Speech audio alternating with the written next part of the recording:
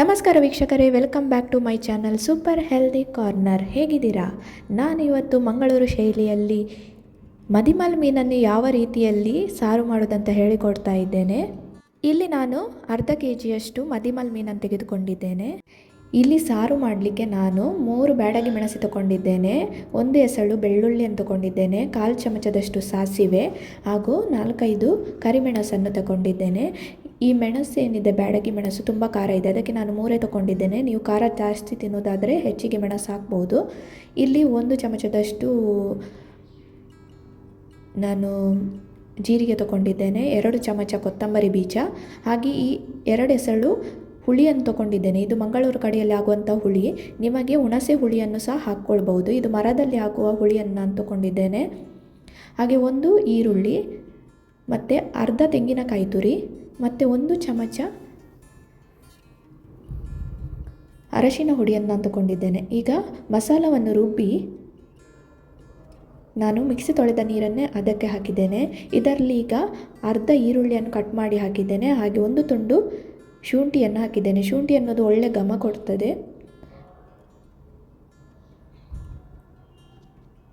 ಇವಾಗ ಇದಕ್ಕೆ ನಾನು ಬೇಕಾದಷ್ಟು ನೀರು ಸೇರಿಸಿಕೊಂಡು ಆ ಕಡೆದ ಮಸಾಲ ಏನಿದೆ ಅದರದ್ದು ಹದ ನೋಡಿಕೊಂಡು ನಾನು ನೀರು ಹಾಕ್ತಾ ಇದ್ದೇನೆ. 2 ಗ್ಲಾಸ್ ನಾನು ನೀರು ಹಾಕಿದೆ. ನೀವು ನೋಡ್ಕೊಳ್ಳಿ, ತುಂಬ ತೆಳು ಮಾಡಲಿಕ್ಕೆ ಹೋಗಬೇಡಿ. ತುಂಬ ತೆಳು ಆದರೆ ನೀರು ಜಾಸ್ತಿ ಆದರೆ ಈ ಟೇಸ್ಟ್ ಕೊಡೋದಿಲ್ಲ, ಸಾರು ದಪ್ಪನೇ ಇರಬೇಕು.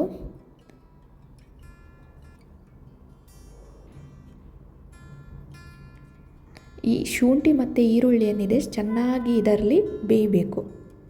ಅದಕ್ಕೋಸ್ಕರ ಇದನ್ನು ಚೆನ್ನಾಗಿ ಕುದಿ ಬರಲಿಕ್ಕೆ ಬಿಡಬೇಕು.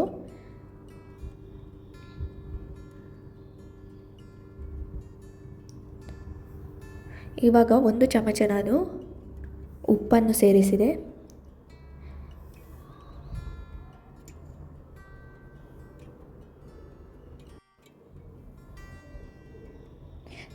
ಉಪ್ಪು ನೋಡಿಕೊಂಡು ಹಾಕ್ಕೊಳ್ಳಿ. ಈ ಮೀನೇನಿದೆ, ನಾವು ಇದನ್ನು ತೊಳೆದು ಅದಕ್ಕೆ ಉಪ್ಪು ಹಾಕಿ ಇಡ್ತೇವೆ. ಅದಕ್ಕೆ ಉಪ್ಪು ಹಾಕಿ ಇಡುವುದರಿಂದ ಅದಕ್ಕೆ ಉಪ್ಪು ಎಳೆದುಕೊಳ್ತದೆ ಮತ್ತು ಟೇಸ್ಟ್ ಚೆನ್ನಾಗಿ ಬರುತ್ತೆ.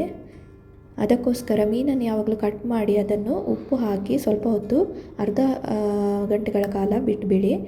ಅದು ಉಪ್ಪು ಚೆನ್ನಾಗಿ ಎಳ್ಕೊಳ್ತದೆ. ನಂತರ ಅದನ್ನು ತೊಳೆದು ಈ ಸಾರು ಕುದಿ ಬಂದ ನಂತರ ನಾವು ಇದಕ್ಕೆ ಹಾಕ್ಕೊಳ್ಬೇಕಾಗ್ತದೆ. ಇವಾಗ ಈ ಮಸಾಲವನ್ನು ಕುದಿ ಬರಲಿಕ್ಕೆ ಬಿಟ್ಟಿದ್ದೇನೆ. ಈಗ ಕುದಿ ಬರ್ತಾ ಇದೆ. ಅದರಲ್ಲಿ ಶುಂಠಿ ಏನಿದೆ ಅದು ಚೆನ್ನಾಗಿ ಬೇಯಬೇಕು,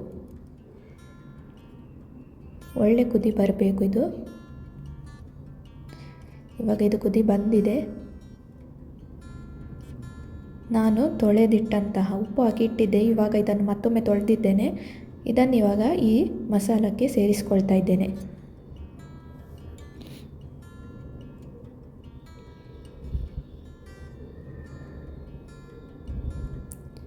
ಇದರಲ್ಲಿ 2 ಮೀನಿತ್ತು ಅರ್ಧ ಕೆಜಿಯಲ್ಲಿ. ನನಗೆ ಇವತ್ತು ಫ್ರೆಶ್ ಇತ್ತು ಮೀನು.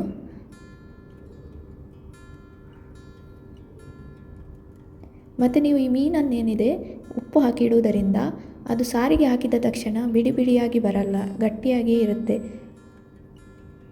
ಕೆಲವೊಮ್ಮೆ ಏನಾಗ್ತದೆ, ಕೆಲವು ಮೀನು ಬಹಳಷ್ಟು ಮೃದು ಇರ್ತದೆ, ಆ ಸಾರಲ್ಲೆಲ್ಲ ಸೇರಿಕೊಳ್ತದೆ. ಅದಕ್ಕೋಸ್ಕರ ಈ ಉಪ್ಪು ಹಾಕಿಡುವುದರಿಂದ ಮೃದುವಾದ ಮೀನೇನಿದೆ ಅದು ಇದರಲ್ಲಿ ಸಾರಿನಲ್ಲಿ ಗಟ್ಟಿಯಾಗಿ ಉಳ್ಕೊಳ್ತದೆ. ಇದನ್ನಿವಾಗ ಮೀನನ್ನು ಸೇರಿಸಿದ ನಂತರ ಉಪ್ಪು ನೋಡಿಕೊಳ್ಳಿ. ಉಪ್ಪು ಸರಿಯಾಗಿದ್ದರೆ ಪರವಾಗಿಲ್ಲ, ಉಪ್ಪು ಕಡಿಮೆ ಅಂತ ಅನಿಸಿದರೆ ನಿಮಗೆ ಉಪ್ಪನ್ನು ಸೇರಿಸ್ಕೊಳ್ಳಿ. ಇದನ್ನು ಕುದಿ ಬಂದ ಮೇಲೆ ಗ್ಯಾಸನ್ನು ಆಫ್ ಮಾಡಿಕೊಂಡು ನಾವು ಒಗ್ಗರಣೆಯನ್ನು ರೆಡಿ ಮಾಡಲಿಕ್ಕಿದೆ. ಇದಕ್ಕೆ ಒಗ್ಗರಣೆಗೆ ನಾನು ಅರ್ಧ ಈರುಳ್ಳಿ ಮತ್ತು ಕರಿಬೇವಿನ ಎಲೆಯನ್ನು ತಗೊಂಡಿದ್ದೇನೆ.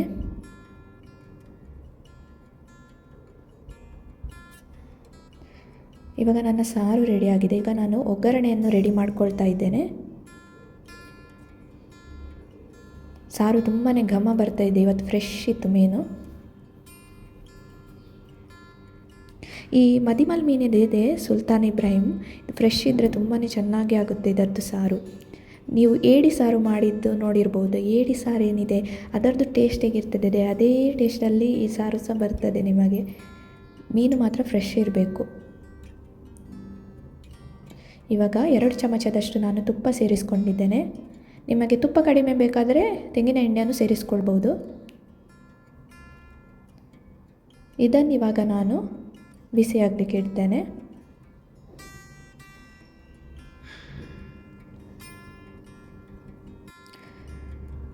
ತುಪ್ಪ ಏನಿದೆ ಅದರದ್ದು ಪರಿಮಳ ತುಂಬ ಚೆನ್ನಾಗಿರುತ್ತೆ. ಈ ತುಪ್ಪದಲ್ಲಿ ಒಗ್ಗರಣೆ ಹಾಕಿದರೆ ನೀವು ಮಾಡಿದಂತಹ ಮೀನಿನ ಸಾರು ಇರ್ಬೋದು ಅಥವಾ ಏನೇ ಆದರೂ ಅದು ತುಂಬ ಟೇಸ್ಟ್ ಕೊಡ್ತದೆ ತುಪ್ಪ.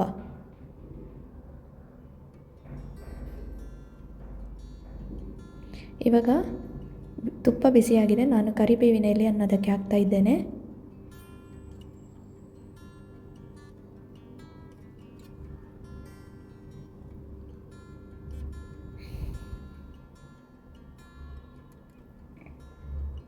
ಕರಿಬೇವಿನ ಎಲೆ ಸ್ವಲ್ಪ ಫ್ರೈ ಆದ ನಂತರ ಈರುಳ್ಳಿಯನ್ನು ಇದಕ್ಕೆ ಹಾಕಿ ಚೆನ್ನಾಗಿ ಫ್ರೈ ಮಾಡಿಕೊಳ್ಳಿ.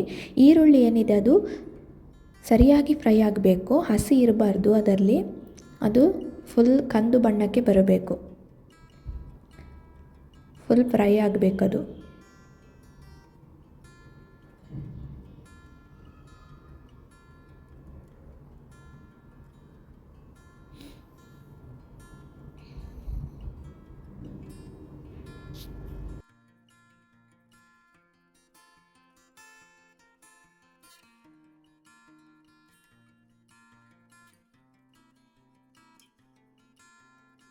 ಈ ಒಗ್ಗರಣೆಯನ್ನು ನಾನು ಮೀನಿನ ಸಾರಿಗೆ ಸೇರಿಸ್ಕೊಳ್ತಾ ಇದ್ದೇನೆ. ವಾಹ್, ಈ ತುಪ್ಪದ ಒಗ್ಗರಣೆ ಏನಿದೆ ಒಳ್ಳೆ ಘಮ ಕೊಡ್ತಾ ಇದೆ. ಈ ಘಮ ಬರುವುದನ್ನು ನೋಡ್ತಾ ಇದ್ದರೆ ಇವಾಗಲೇ ಊಟ ಮಾಡಿಬಿಡುವಷ್ಟು ಆಸೆ ಆಗ್ತಾ ಇದೆ. ತುಂಬಾ ಚೆನ್ನಾಗಿ ಬಂದಿದೆ. ಮೀನಂತೂ ಫ್ರೆಶ್ ಇತ್ತು. ಈ ರೆಸಿಪಿಯನ್ನು ಖಂಡಿತವಾಗಿ ನೀವು ನಿಮ್ಮ ಮನೆಯಲ್ಲಿ ಟ್ರೈ ಮಾಡಿ. ಹಾಗೆ ಈ ರೆಸಿಪಿ ಹೇಗಾಗಿದೆ ಅಂತ ನನಗೆ ಕಮೆಂಟ್ ಬಾಕ್ಸಲ್ಲಿ ತಿಳಿಸಿ. ಹೀಗೆ ಹೊಸದು ರೆಸಿಪಿಗಳನ್ನು ನಾನು ನಿಮ್ಮ ಜೊತೆ ಶೇರ್ ಮಾಡ್ಕೊಳ್ತೇನೆ. ಮದಿಮಲ್ ಮೀನಿನ ಸಾರು ರೆಡಿಯಾಗಿದೆ.